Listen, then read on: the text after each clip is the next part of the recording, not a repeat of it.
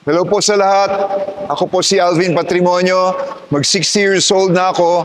Pero look, still strong and healthy. Kaya ko pa rin kumain ng maanghang, prito at maasim na food nang walang worries.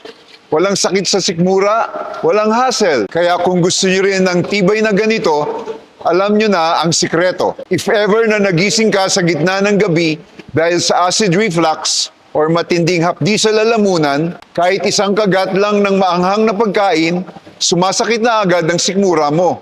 Or if madalas kang magpalipas ng kain o hindi sumusunod sa tamang oras ng pagkain, para sa lahat ng nakakaranas ng acid reflux, puyat dahil sa acid buildup, or kahit nakasubok na ng maraming gamot, pero wala pa rin ginawa, stay until the end of this video. May special gift ako para sa iyo. Sa lahat ng edad 40 to 65 years old na nakakaranas ng stomach pain, acid reflux, bloating, indigestion, madalas na dighay, constipation, or diarrhea, lalo na yung ilang beses nang umiinom ng antibiotics, pero hindi pa rin gumagaling, nood lang kayo dahil isi-share ko ang isang safe at effective na paraan para ma-relieve ang stomach pain at acid reflux mula mismo sa bahay ninyo. Di na kailangan ng endoscopy.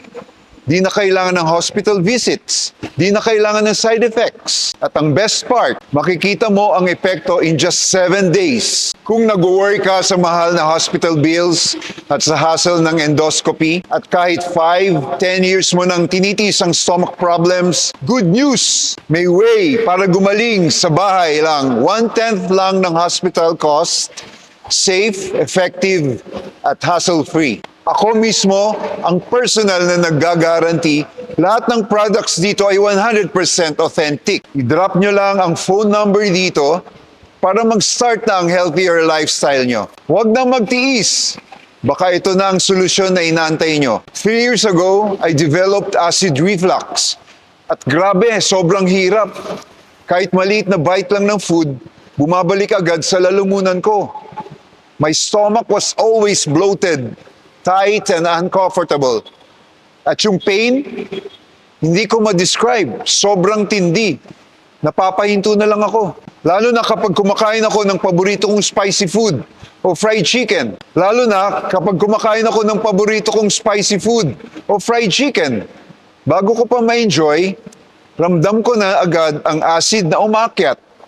Parang sinusunog ang lalamunan ko. Just thinking about it now gives me chills. Habang mas marami akong iniinom na antibiotics, lalo lang akong nanghihina. Dumating pa sa punto na nagkakaroon ako ng side effects. Pangangati, acne, at lalong lumalalang kalusugan. At dun ko na natuklasan ang Trusos Stomach. At nagbago ang lahat.